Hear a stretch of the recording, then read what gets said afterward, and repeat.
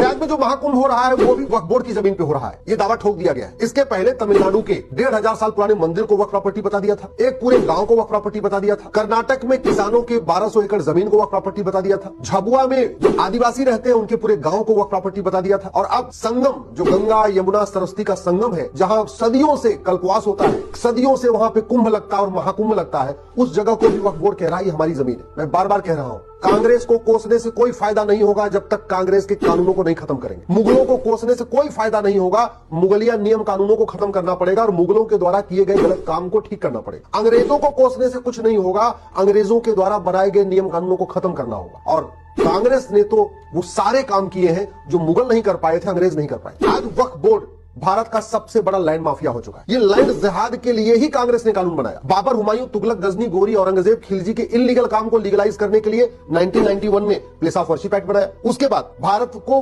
मजहब के आधार पर बांटने के लिए और मजहब को प्रमोट करने के लिए 1992 में माइनॉरिटी कमीशन एक्ट बनाया। लैंड जिहाद को बढ़ावा देने के लिए 1995 में वक्फ एक्ट में जबरदस्त बदलाव कर दिया। इसी तरीके से अलगाववादियों को फंडिंग कराने के लिए, देश विरोधियों को फंडिंग कराने के लिए, सबको फंडिंग कराने के लिए ये एफसीआरए बना दिया 2010 में।